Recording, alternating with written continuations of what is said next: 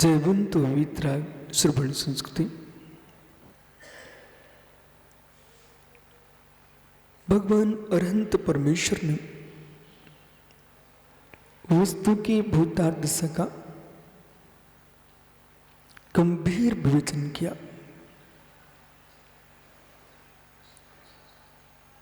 जीव द्रव्य जो अपने आप में अनुभव करने लगता है, मैं दुखी हो चुका हूं। शरीर के अंदर वो क्षमता है, जैसे जैसे शरीर ढलता है व्यक्ति की भोजन शक्ति कमजोर हो जाती है। शरीर ढलता है, उसके पीने की सामर्थ्य कमजोर हो जाती है। ये आदमी का अभाग्य है, सौभाग्य है। बहुत संभल के सुनना। जैसे जैसे उम्र बढ़ती जाए, शरीर शिथिल होता जाए, वो भोजन पानी की क्षमता कमजोर होती चली जाए। ये बहुत बड़ा अभाग्य है व्यक्ति का। बोले क्यों? जिनकी मृत्यु नजदीक है और भोजन भोजन चिल्ला रहा है, उनका कुमरण हो जाएगा। जिनका शरीर स्वतः ही उस वस्तु को पचाने की क्षमता छोड़ चुका है, अब हमारे लिए शरीर की आवश्यकता तो समाप्त हो चुकी है, फिर भी मांग रहा है। ये इच्छाओं की आवश्यकता है। शरीर की आवश्यकता तो शरीर समझ रहा है। और विश्वास रखना, यदि शरीर की आवश्यकता के अनुसार जीव जीता है तो रोगी नहीं हो सकता। शरीर की आवश्यकता के अनुसार जीता तो रोगी नहीं हो सकता। इच्छा के अनुसार जीता इसलिए रोगी होता है। जैसे वृद्ध अवस्था है और शरीर ने कह दिया है अब बादाम का हलवा नहीं पचेगा, और सोनू फिर भी बादाम का हलवा खाएगा, तो मित्र बीमार पड़ेगा। विश्वास मानना, भोजन जो है उम्र के अनुसार होता है। जो पूर्व में आपको जितना चटपटा पसंद था, धीरे धीरे वो समाप्त हो जाता है। तो वास्तव में तुम्हारी इच्छा नहीं मर रही है, शरीर के अंदर वो क्षमता समाप्त हो चुकी है जो उस भोजन को पचाती थी। और फिर भी व्यक्ति पारस में जबरदस्ती कर रहा है। इसका मतलब ये इच्छाओं का रोगी है और तन का रोगी होने वाला है। जो पुरुष इच्छाओं का रोगी होता है वही तन का रोगी होता है। जिसकी इच्छाओं का दमन कर ले तो तन में रोग नहीं हो सकते। शरीर की जितनी आवश्यकता थी, धीरे धीरे जो व्यक्ति 16 रोटी खाता था वो 5 पर आ गया। जो 5 रोटी खाता था वो 16 पर आ गया है। इसका मतलब तुम्हारी युवावस्था पूर्ण हो चुकी है। अब तुम 16 पर आ चुके हो, अब बढ़ोगे नहीं, घटोगे। और जो 16 रोटी खाता था 5 पर आकर के वो 2 पर आ गया है। ये मत सोचो उम्र के अनुसार कम हो रहा है, तो कभी ये मत सोचो मैं दवाई खाऊं रोटी अधिक खाने के लिए। आप चिंता मत करो, शरीर को इतनी आवश्यकता है, तुम्हारी पाचन शक्ति कमजोर पड़ चुकी है, आपको इतनी भोजन करने जितना शरीर चाह रहा है। और धीरे धीरे उसकी 1 रोटी की क्षमता बची। तो अच्छा ये है वो 15 रोटी का त्याग कर दे। 15 रोटी का त्याग कर देता है, उसकी समाधि की साधना प्रारंभ हो चुकी है। जब मुझे मालूम है ये वस्तु मुझे पचती नहीं है, तो क्लेश क्यों? वो दिन भी आ जाए, एक रोटी की खाने की क्षमता समाप्त हो जाए, परम सौभाग्यशाली। एक रोटी खाने की इच्छा भी नहीं जिसकी हो रही है, उस व्यक्ति के लिए अब उपवास करना अत्यंत सरल हो चुका है। और एक रोटी की इच्छा समाप्त होने के उपरांत वह तरल का प्रयोग कर रहा है। तरल का प्रयोग करते करते उसको दूध पचाने की शक्ति समाप्त। अब दूध पीने की चेष्टा न करे, मट्ठा पिए, मट्ठा पीने की शक्ति समाप्त। मेरे मित्र, उष्णोदक गर्म जल का पान कर, वो गर्म जल पीने की शक्ति समाप्त।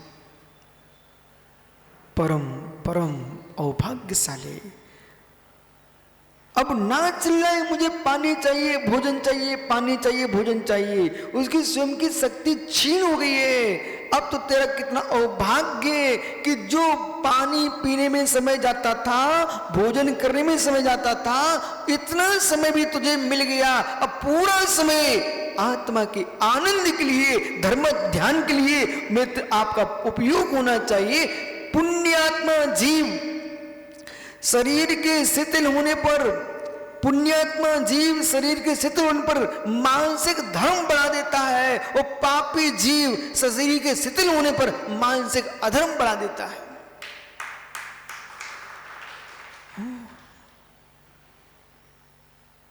कुछ नहीं बदलना, कुछ भी नहीं बदलना, मात्र अपनी विचारधारा बदलना।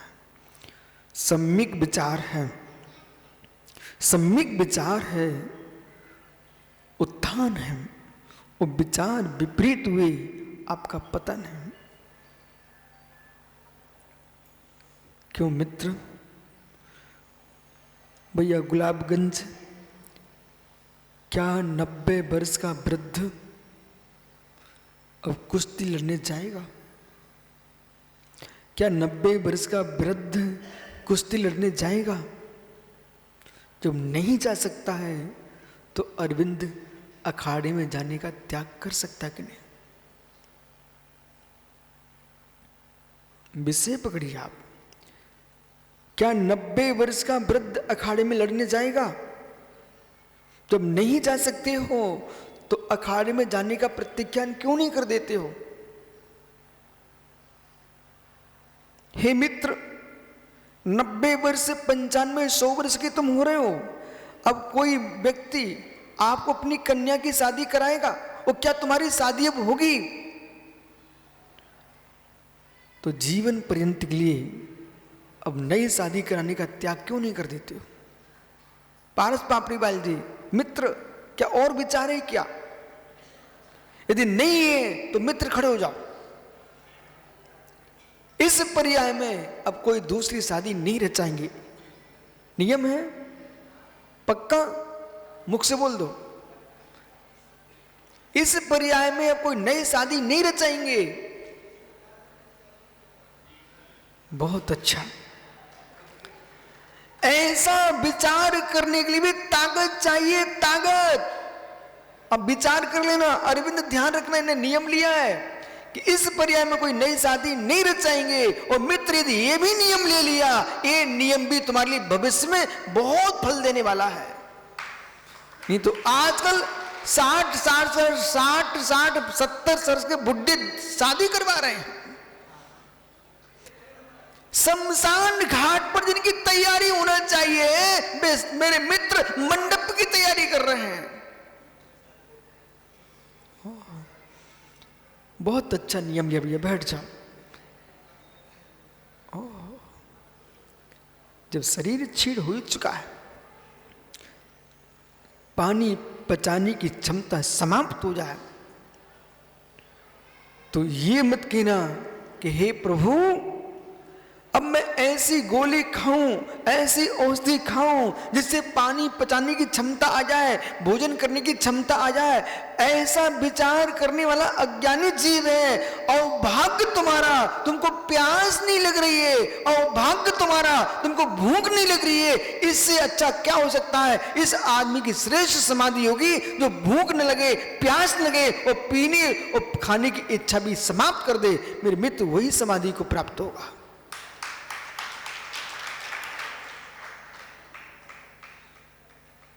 लोग इच्छा दबाना चाहते हैं, लोग इच्छा दबाना चाहते हैं, लेकिन आपकी इच्छा दब रही है।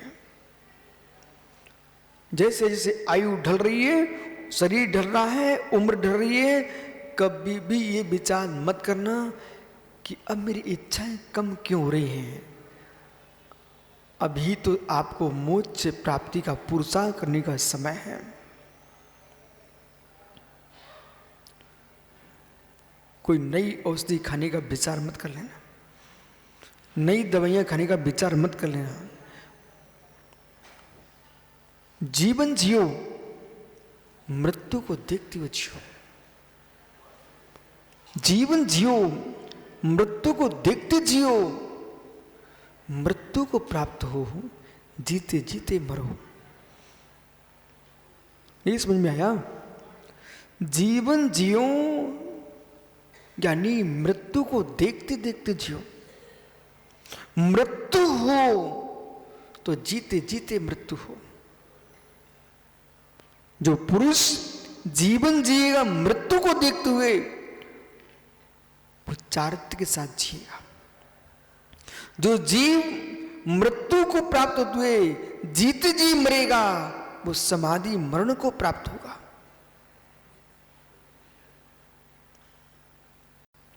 निदान भी करना पड़े आपको तो भील बाड़े वाले भैया बाहुली निदान कर लेना। ऐसा निदान करना पड़े, कर लेना ऐसा। हे नाथ, जब जब किसी भी जिनाले में जाएं, निर्गंत गुरु के पास जाएं, इतनी बात जरूर बोल के आना, हे प्रभु, वैसे मुझे मालूम है आप कुछ देते नहीं हो,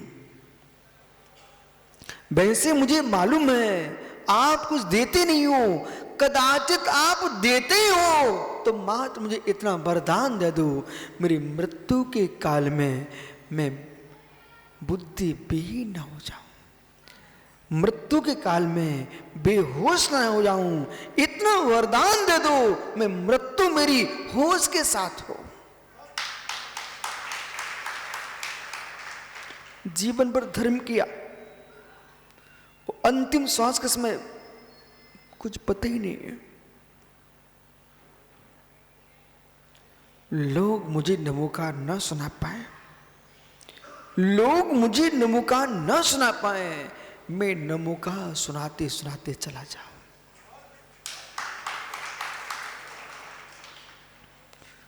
दूसरे का नमोकार सुनना पराश्रय भाव है। वो कौन किस धुनी से सुनाता है, चुभती है आवाजें लोगों की, चक्री चुभती आवाजें चुभती हैं। कौन किस धुनी से सुनाएगा? हर व्यक्ति संबोधन देने आएगा और मैं संबोधन करते करते चला जाऊंगा, तो संबोधन देने वालों को संबोधन मिल जाए कि जीवन जियो तो ऐसे जियो, बोलते बोलते जाओ, पर भावों से मौन हो जाओ। देखो विष्णु सागर जी, आप विषय पकड़ो, मैं क्या कह रहा हूं। बोलते बोलते चले जाओ। किसको बोलते बोलते जाऊं? जो व्यक्ति ना समझ है, वे कान में चिल्लाएं, उन लोगों को मौका नहीं देने का। णमोरियंताणम, णमोरियंताणम, मैं स्वयं उच्चारण कर रहा हूं, आप मुझे सुनाना भी चाहोगे तो ये कहोगे भाई वो सावधान है, उसको सुनाने की जरूरत क्या है। इसलिए और संबोधन देने तुम आओ, मैं स्वयं प्रवचन कर रहा था। चिद पिंड ज्ञानगन भगवान आत्मा, राग देश शून्य है। ये मित्र माइक कोई रख दे, वो माइक का काम है, पर माइक के लिए ना बैठे, अपने मायके के लिए बैठो। आपका मायका सिद्ध भूमि हो।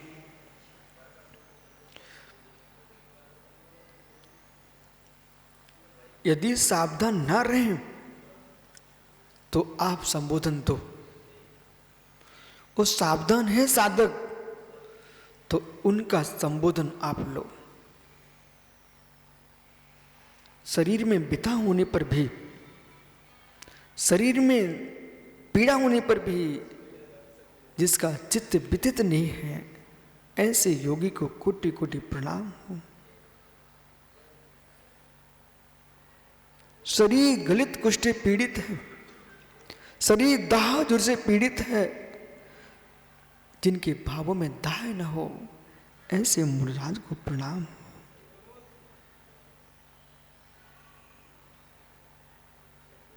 दुनिया जिनसे दूर भाग रही हो, वे दुनिया को बुलाए ना। दुनिया जिनसे चिपक रही हो, वे दुनिया से चिपके ना। ऐसे भावलिंगी मुनि को प्रणाम।